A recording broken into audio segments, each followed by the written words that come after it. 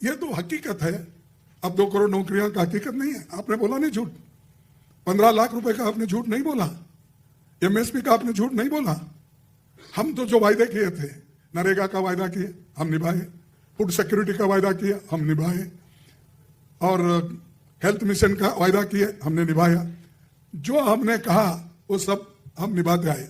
लेकिन आप जो कुछ कहा, नोटबंदी करने से करप्शन बंद होता, नोटबंदी करने से टेररिस्ट एक्टिविटीज बंद, नोटबंदी करने से, और एक 2-4 बातें बोले थे करप्शन का एक, और नक्सलिज्म खत्म। अरे मैं पूछता हूं साहब, इतने झूठ क्यों बोलते हैं? और ये सब झूठ है।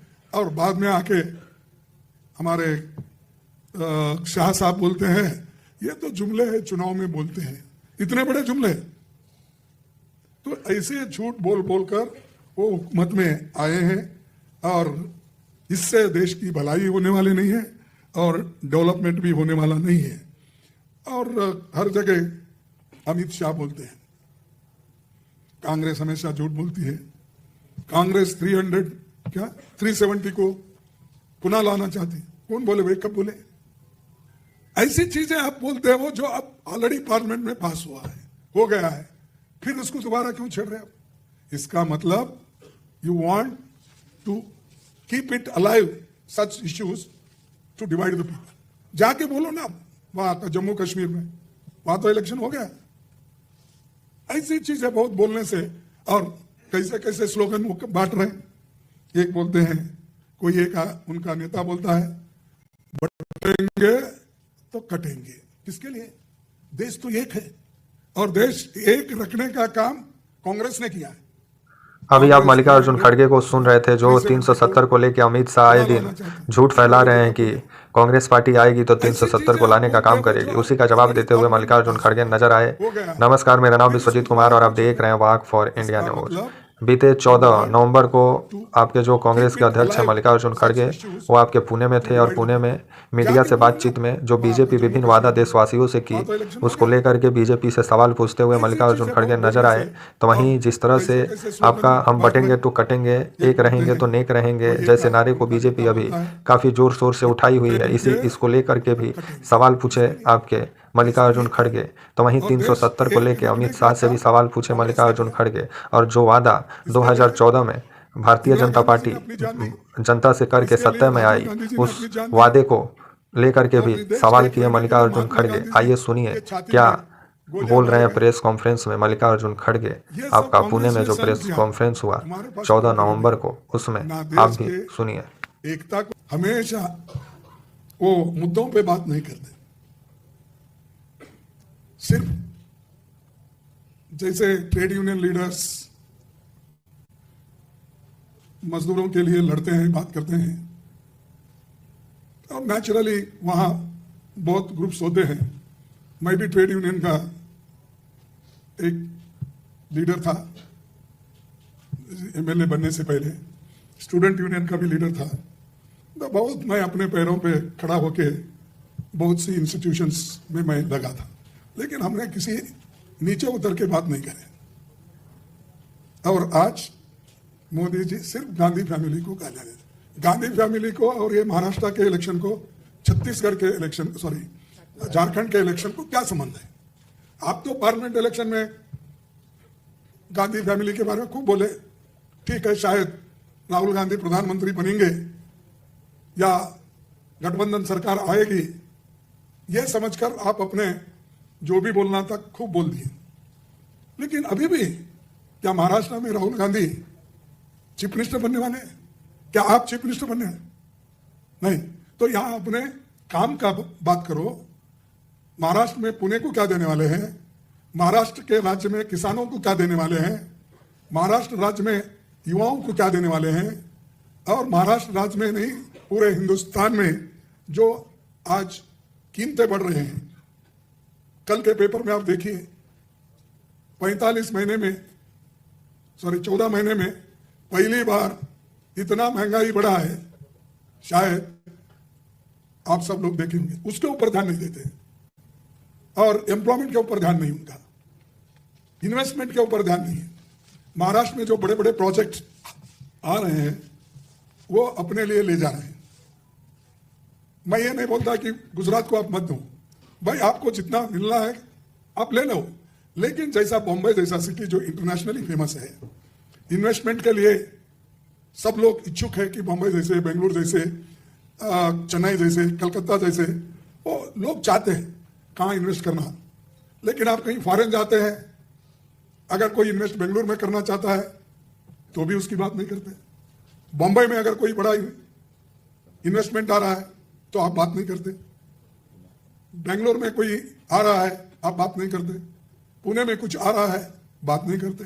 सिर्फ आप बात करते हैं अपने लिए, और उनको जहां होना वही करते हैं। यहां तक कि ये छोटी बात है, मैं नहीं बोलना चाहिए, जब वल्लभ भाई पटेल क्रिकेट स्टेडियम बना तो फिर उन्होंने अलग अलग कर दिया। वल्लभ भाई पटेल को अलग कर दिया, फिर मोदी को अलग कर लिया।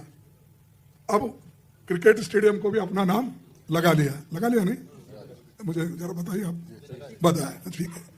तो ऐसी चीजें, और बाकी के वक्त तो ये बोलते थे, देखिए हर जगह नेहरू का नाम है, हर जगह इंदिरा गांधी का नाम है, हर जगह राजीव गांधी का नाम है। ठीक है भाई, उस वक्त रखने वाले तो रखे, लेकिन आप जिंदा हैं, जीवित रहने के बावजूद भी अपने नाम से आप ऐसे स्टेडियम के नाम बदल कर रख लेते हो। ठीक है, लेकिन उसी वक्त आप ये नहीं बोलना कि कांग्रेस वाले ये रखे। आप मत गिनिए। आप जो कर रहे हो वो ठीक है, तो पहले के लोग जो किए वो भी ठीक है समझना चाहिए। खैर, वो तो हो गया। मैं ये जो असल मुद्दे छोड़ के वो जो आज यहां पर बात करते फिर रहे, और यहां किसानों की बात नहीं हो रही। मैं गया था विदर्भा में और मराठवाड़ा में, और इधर आज नासिक की तरफ, वहां पर भी त्रिंबक, इगतपुरी, सबका कहना यह है कि सोयाबीन के रेट बढ़ाओ, कपास खरीदने की व्यवस्था करो, प्याज के लिए खरीदने के लिए आप व्यवस्था कीजिए। और ये सब एमएसपी केंद्र निर्धारित करता है। इसकी खरीदी के लिए किसानों को मदद करने के लिए आपने क्या किया, ये कहो। वो सब छोड़ते हैं, कर्नाटक में करप्शन चला। अरे तुम्हारे पास तो करप्शन के ऊपर ही गवर्नमेंट है। मराठी में कुछ बोलते हैं ना, आप कुछ बोलते हैं क्या, 50 खोके सब कुछ ओके। ये मैं नहीं बोलता, आप ही लोग लिखे सो मैं पढ़ता हूं, और लोग भी बोलते हैं। तब तुमने इतने खोके दे के सब चीज ओके कर लिए, तुमको क्या हक है जो दूसरों पे करप्शन चार्जेस लगा रहे? तेलंगाना में ऐसा हुआ, कर्नाटक में वैसा हुआ। अरे भाई, आपके नाक के नीचे ये सब चल रहा है। करप्ट गवर्नमेंट भी है, और एमएलए को खरीद के और उनको लालच दे के तुमने सरकार बनाई। और ऊपर से मेरी गवर्नमेंट बहुत स्वच्छ है, मैं बहुत नेक आदमी है। अगर नेक आदमी है तो क्या आप ऐसे सरकार को मदद करते हैं? और कौन आते हैं उनमें सबको लेते हैं। हमारे पास जिनके ऊपर तुम दब्बा लगा के करप्ट है समझ के, ईडी का, उसके ऊपर ईडी, सीबीआई, सीबीसी, इसका डर उनको बताते हैं। वो पाप बेचारे हमको अंदर डालते। क्या है, मेरे को बहुत से लोग आके बोले, उनका नाम मैं एक्सपोज करना ठीक नहीं रहता, क्योंकि कहीं अपने अंदाज से बोलते, या कोई लोग डर के बोलते साहब ऐसा हुआ ऐसा, इसलिए मुझे जाना पड़ा। तो आप उनको अंदर लेते हैं, राज्यसभा मेंबर्स करते हैं। कितने राज्यसभा मेंबर कांग्रेस के बन गए वहां? क्यों भाई? कौन से नीति पे, कौन से आइडियोलॉजी पे आपने बोला किया? कुछ नहीं। सरकार ठिकाना है, इसीलिए वो कर रहे हैं, और उसको नैतिक बल का आधार ले रहे हैं। नैतिक बल क्या है भाई? तुम तो लुटेरों को सपोर्ट कर रहे हैं, यहां से भाग गए तो लोगों को सपोर्ट कर रहे हैं, कई के लिए, अपने लिए, अपनी सरकार को रखने के लिए। तो ये देखिए, जब बाजू का घर जलता है, उसकी आंच उसके बाजू में जो घर रहता है उसको भी लगता है। ऐसा आप जितने लोगों को करप्ट बोला, जेल में डाला, या डराया, धमकाया, उन सब लोग तुम्हारे जोब में आ गए, अब तुम्हारे झोली में है। और ऊपर से बड़ी बात करते हैं। और मैं ये आपको कहना चाहता हूं, किसानों के लिए और यहाँ महाराष्ट्र के लिए तो मैं, हमारे महाआघाड़ी के लोग, नेता लोग 5 सूत्री कार्यक्रम दिए हैं, वो आप सबको मालूम है। फिर मैं दोहरा के आपका समय बर्बाद नहीं करना चाहता कि, लेकिन हमने ये जो मैं बोला, प्याज के लिए हम कमेटी बनाकर उसके क्या भाव क्या दर पे देना ये भी करेंगे। और सोयाबीन के लिए हम, जो ये लोग एमएसपी का रेट नहीं दे रहे हैं, हम एमएसपी का रेट देंगे और उससे भी बढ़कर बोनस देंगे।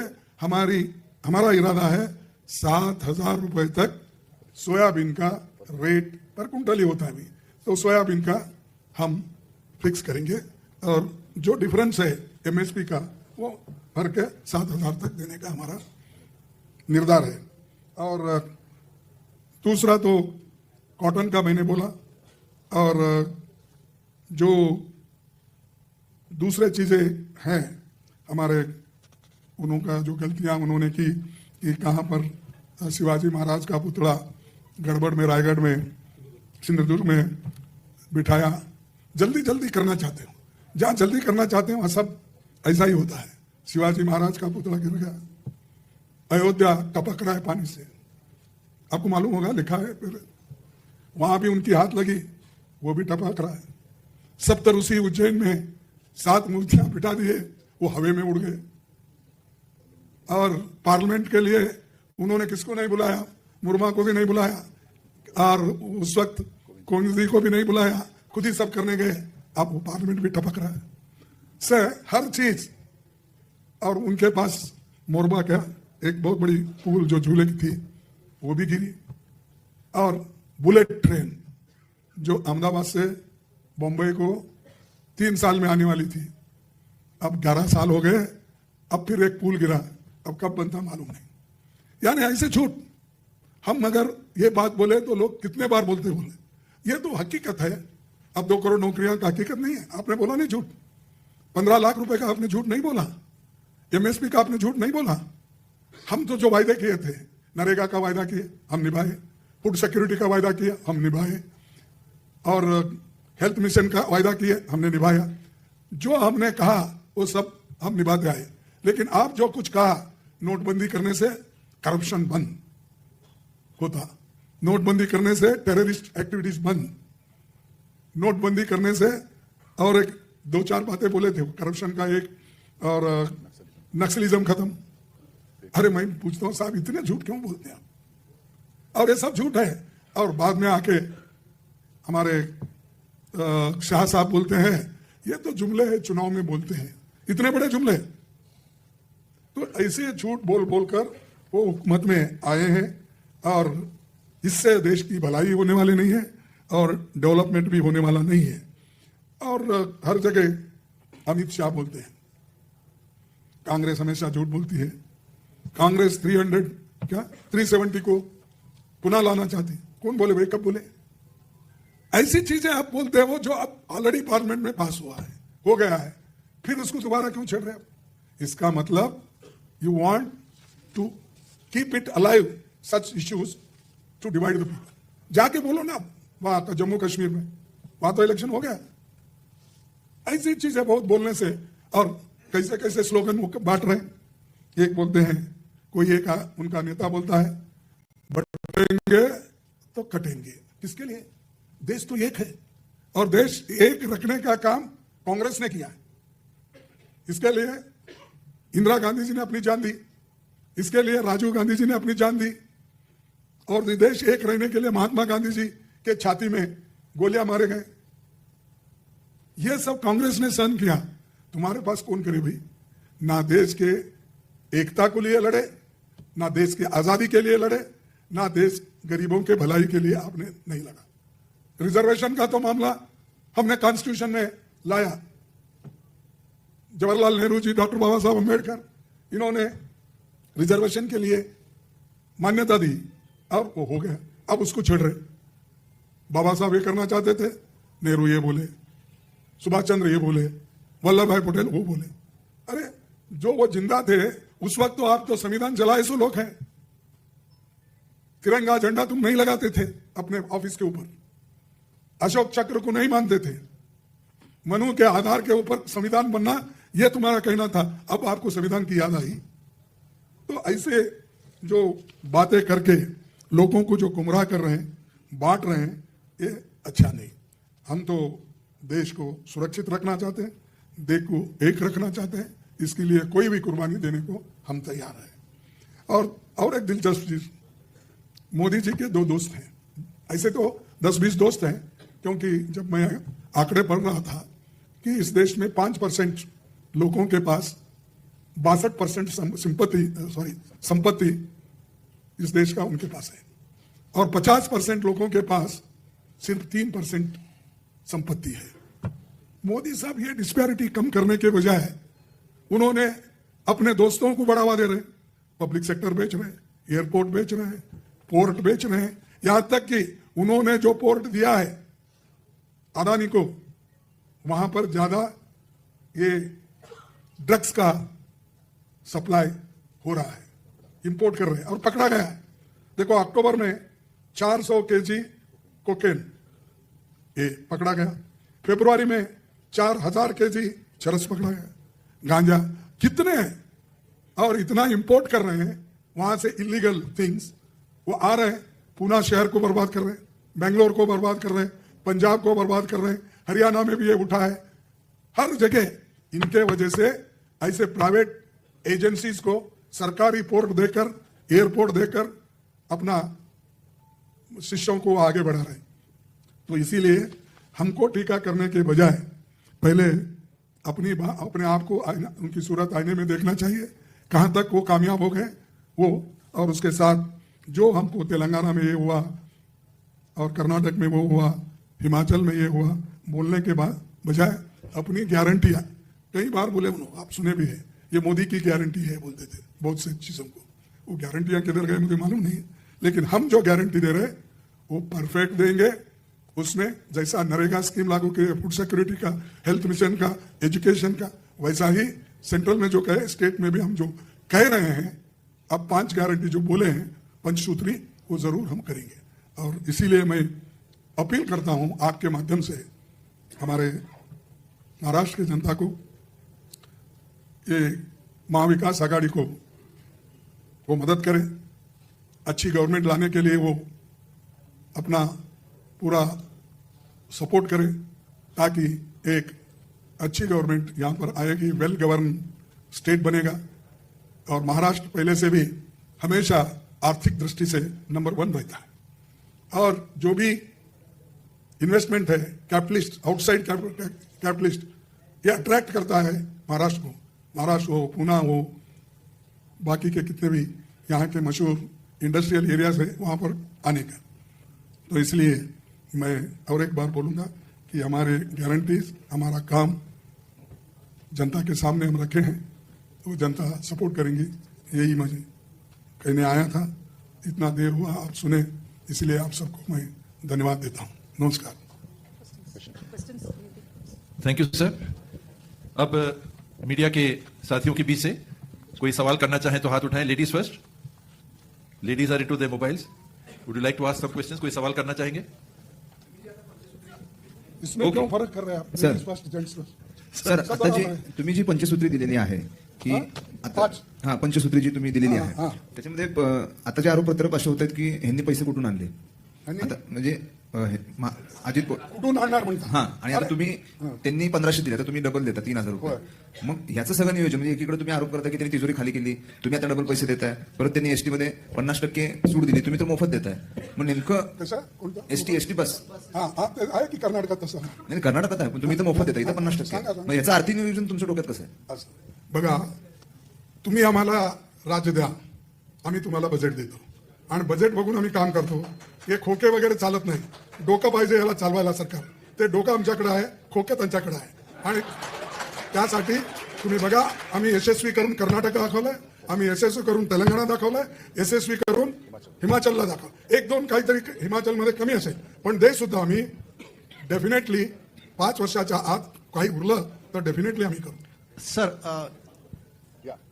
आपने अभी बोला कि हमने हिमाचल में करके दिखाया, कर्नाटक में करके दिखाया, तेलंगाना में करके दिखाया, लेकिन आज ही बीजेपी के जो हिमाचल प्रदेश के जो फॉर्मर डिप्यूटी चीफ मिनिस्टर है जयराम ठाकुर थे, उसके बाद तेलंगाना से भी DK अरुणा आई थी और अश्वत्थ नारायण जो है कर्नाटका से, तो उन्होंने ऐसे एलिगेशन किया है कि वहाँ पे कोई भी जो आपकी जो गारंटीज थी वो फुलफिल नहीं हुई है। और ठाकुर ने तो वहाँ पे कुछ वीडियोस भी दिखाए कि ड्यूरिंग पोल कैंपेन जो वायदे किए गए थे और उसके बाद की जो सिचुएशन है, तो आज उन्होंने कहा कि situation in Himachal Pradesh is very bad economically, तो आप उसको कैसे ये करिए। उन्होंने ये भी आगाह किया है महाराष्ट्र को कि ये जो झांसे है इनके झांसे में मत आओ, ये जो करते हैं वो होता नहीं है।